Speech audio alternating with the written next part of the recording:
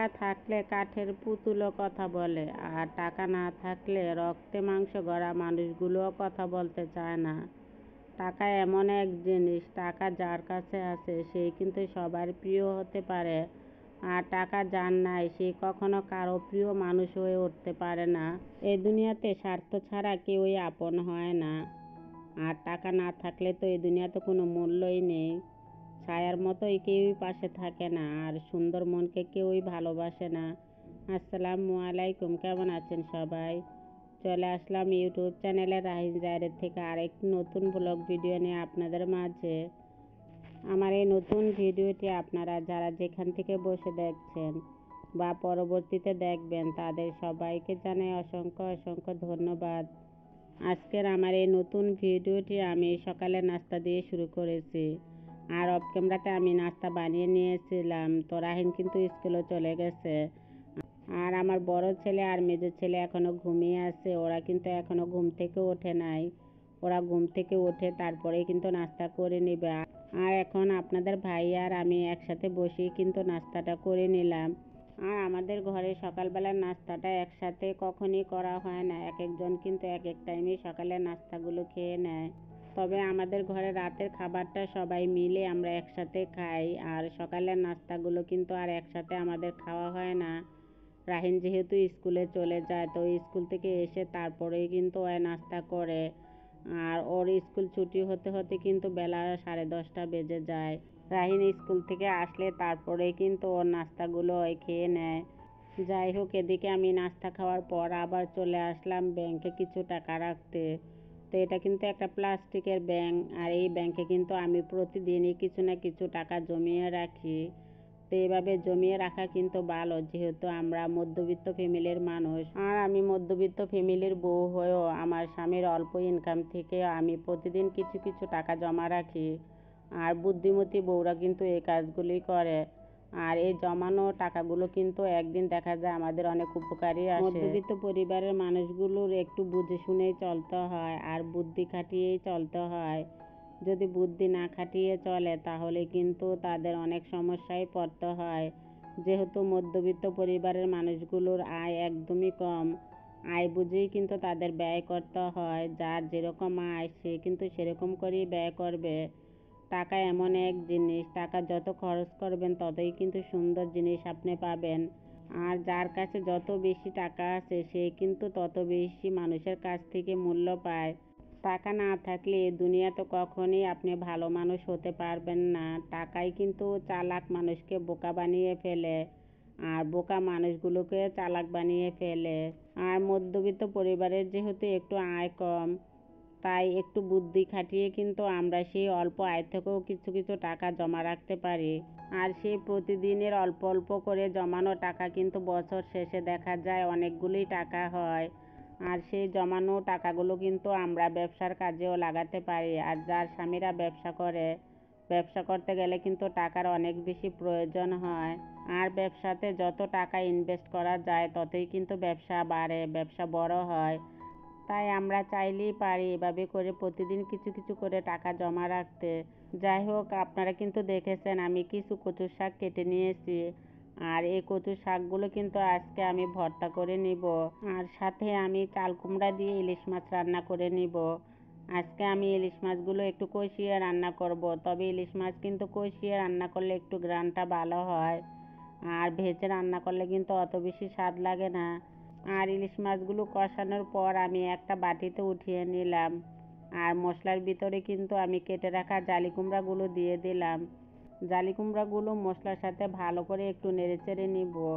নেড়েচেড়ে তারপরে সিদ্ধ হওয়ার জন্য কিন্তু আমি একটা ঢাকনা দিয়ে দিব। অনেক দিন যাবৎ কিন্তু আমাদের লাইনের চুলাতে একদমই গ্যাস আসে না, তবে আমার ভিডিওটা কিন্তু শুক্রবারের ভিডিও ছিল। তবে শুক্রবারে দুপুরবেলায় কিন্তু অল্প অল্প একটু লাইনের চুলাতে গ্যাস আসছে, তাই আমি লাইনের চুলাতে কিন্তু ইলিশ মাছের তরকারিটা বসিয়ে দিলাম। আর সিলিন্ডারের চুলাতে কিন্তু আমি মুরগির মাংসর তরকারি একটু বসিয়ে দিয়েছিলাম ছেলেদের জন্য, ছেলেরা যেহেতু এগুলো খায় না। আর কচু শাকগুলো আমি অফ ক্যামেরাতে কিন্তু ভালো করে ধুয়ে নিয়েছি সিদ্ধ করার জন্য। আর সিলিন্ডার চুলাতে কিন্তু আমি কচু শাকটা বসিয়ে দিলাম, সাথে কিন্তু সিদ্ধ হওয়ার জন্য একটু লবণ দিয়ে দিলাম। আর কচু শাকগুলো সিদ্ধ হওয়ার পর কিন্তু কচু শাক থেকে একটু পানি বের হয়, তো সেই পানিটা কিন্তু আমি ফেলে তারপরে কচু শাকগুলো বাগার দিয়ে নেব ভর্তা বানানোর জন্য। আর এখন কিন্তু পাটাতে বেটে আমি 2 পদের ভর্তা বানাবো। তো ইলিশ মাছের লেজ নিয়ে এসে ভর্তা বানানোর জন্য, সাথে একটু জলপাইয়েরও ভর্তা বানিয়ে নিব। তবে আগে কিন্তু ইলিশ মাছের লেজের ভর্তাটাই বানিয়ে নিব। আর ইলিশ মাছের লেজ কিন্তু আমি অফ ক্যামেরাতেই ভেজে রেখেছিলাম ভর্তা বানানোর জন্য, সাথে কিন্তু জলপাইও কিছু ভেজে নিয়েছি। তো জলপাইয়ের সাথে কিন্তু আমি কিছু ধনিয়া পাতা দিয়ে জলপাইয়ের ভর্তাটা বানিয়ে নিব। আগে কিন্তু আমি ইলিশ মাছের লেজের ভর্তাটা বানিয়ে নিচ্ছি, তারপরে কিন্তু আমি জলপাইয়ের আর ধনিয়া পাতার ভর্তাটা বানিয়ে নিব। আর ভিডিওটির এই পর্যায়ে এসে সেই পুরনো কথাটি আবার সবাইকে মনে করিয়ে দিতে চাই, যদি আপনারা কেউ আমার ভিডিওতে ছোট্ট একটি লাইক দিতে ভুলে যান, তাহলে প্লিজ ছোট্ট একটি লাইক দিয়ে আমার ভিডিওটি কন্টিনিউ করে নিতে পারেন। আপনাদের ছোট্ট একটি লাইক আপনাদের মতো আরও অনেকের কাছে আমার ভিডিওটি পৌঁছাতে সাহায্য করবে।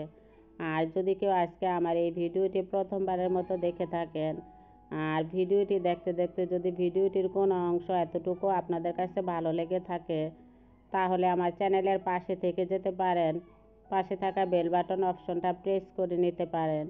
এতে করে আমি ভিডিও ছাড়া মাত্র নোটিফিকেশন আপনাদের কাছে পৌঁছে যাবে, আর আপনারা আপনাদের সময় সুযোগ করে আমার ভিডিওটি দেখে নিতে পারবেন। আর অলরেডি যারা যারা এই কাজগুলো করে ফেলেছেন তাদের সবাইকে জানাই অসংখ্য অসংখ্য ধন্যবাদ। তো যাই হোক, আমি কিন্তু ইলিশ মাছের লেজের ভর্তাটা বানিয়ে নিয়েছি, আর এখন কিন্তু জলপাইয়ের ভর্তাটা বানিয়ে নিব। জলপাইয়ের ভর্তা বানানোর জন্য কিন্তু আমি এখানে ভেজে রাখা কিছু শুকনো মরিচ দিয়ে দিলাম। ভেজে রাখা শুকনো মরিচগুলো বেটে তারপরেই কিন্তু ভেজে রাখা জলপাইগুলো আমি এখন দিয়ে দিয়েছি। আর জলপাইগুলো একটু ভালো করে বেটে তারপরে এখানে একসাথে আমি পেঁয়াজ, রসুন আর ধনিয়া পাতাগুলো দিয়ে দিলাম। তবে এই ভর্তাটা কিন্তু দেশি ধনিয়া পাতা দিলে খেতে অনেক বেশি ভালো লাগে। আর আমাদের ঘরে যেহেতু বিলাতি ধনিয়া পাতা আছে, তাই জলপাইয়ের ভর্তার সাথে আজকে আমি বিলাতি ধনিয়া পাতা দিয়ে দিলাম। তবে দেশি ধনিয়া পাতা আপনাদের ভাইয়া কিন্তু পরে আনছিল, যেহেতু আমাদের ঘরে এই বিলাতি ধনিয়া পাতাগুলো অনেক আগের, তাই আমি ভাবলাম যে এই বিলাতি ধনিয়া পাতা দিয়ে আজকে জলপাইয়ের ভর্তাটা বানিয়ে নিব। তো জলপাইয়ের ভর্তা আর ইলিশ মাছের লেজের ভর্তা কিন্তু আমার বানানো হয়ে গেছে। আর এখানে কিন্তু আমি 2 ধরনের ভর্তাটাই বানিয়ে নিলাম। তো যারা ভর্তা প্রেমিক তারা কিন্তু এই ভর্তা দেখলে লোভ একদমই সামলাতে পারে না। ভর্তাগুলো বানিয়ে তারপরে কিন্তু আমি আবার চলে আসলাম রান্নাঘরে। জালি কুমড়াগুলো যেহেতু সিদ্ধ হয়ে গেছে, তাই উঠিয়ে রাখা কষানো ইলিশ মাছগুলো এখন আমি দিয়ে দিলাম। তবে ছেলেরা কিন্তু এই তরকারিটা একদমই খায় না, তো ওদের জন্য কিন্তু আমি আলাদা করে মুরগির মাংস একটু রান্না করে নিয়েছি।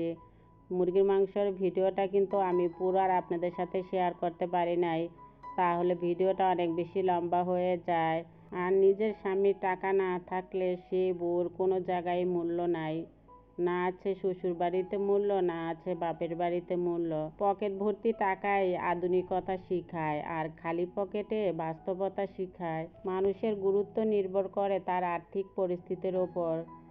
যার যত বেশি টাকা তাকে কিন্তু তত বেশি মানুষ গুরুত্ব দেয়। আর মধ্যবিত্তদের অনেক চাওয়া পাওয়ার মাঝে একটি শব্দ লুকিয়ে থাকে, থাক লাগবে না। এই সমাজে একমাত্র টাকাই আপনার সম্মান এবং গুরুত্ব নির্ধারণ করে দিবে। টাকা থাকলে এই সমাজে সবাই আপন হতে চায়, আর টাকা না থাকলে আপন মানুষগুলো পরিচয় দিতে লজ্জা পায়। আর এই কঠিন স্বার্থপর পৃথিবীতে টাকাই সব কিছু। টাকা যার আছে তার কিন্তু সবাই আছে, টাকা না থাকলে কিন্তু কেউই পাশে থাকে না। তাই আমাদের এই সমাজের মানুষগুলো টাকার গুরুত্বটাই অনেক বেশি দেয়। তো যাই হোক, কচুর শাকগুলো কিন্তু আমি এখন একটু বাগার দিয়ে নিলাম। আর এই কচুর শাকের সাথে কিন্তু আমি কিছু ইলিশ মাছ দিয়েছি, আর একটা ইলিশ মাছের মাথাও দিয়েছি। ইলিশ মাছ দিলে আবার কচুর শাকটা খেতে একটু বেশি ভালো লাগে। আর কচুর শাকের পানিগুলো কিন্তু আমি একদমই শুকিয়ে ফেলবো। কচুর শাকে পানি থাকলে কিন্তু গলা চুলকানোর একটু সম্ভাবনা থাকে। আর কচু শাকগুলো কিন্তু একদমই সবুজ রয়েছে, তবে সবুজ সবুজ শাকসবজি খেতে কিন্তু আমার কাছে অনেক বেশি ভালো লাগে। কচু শাকের ভর্তাটা কিন্তু বানানো হয়ে গেছে, তা আমি কিন্তু আরেকটা বাটিতে বেড়ে নিলাম। আর আমি যদি ভিডিওতে কোনো ভুল ত্রুটি বলে থাকি বা দেখিয়ে থাকি, তাহলে আপনারা আমাকে ক্ষমা সুন্দর দৃষ্টিতে দেখবেন। আর এই কচু শাকের ভর্তাটা খেতে আমার কাছে অনেক বেশি ভালো লাগছিল। তবে কচু শাক বা যে কোনো শাক লতা পাতা এগুলো দিয়ে কিন্তু আমি পেট ভরে ভাত খেতে পারি। তো যাই হোক, ইলিশ মাছের তরকারি রান্নাও কিন্তু হয়ে গেছে। আর আমি কিন্তু ভিডিওটির একদমই শেষ পর্যায়ে। তো আজকের মতন কিন্তু এখান থেকেই বিদায় নিব। সবাই ভালো থাকবেন, সুস্থ থাকবেন। আল্লাহ হাফেজ।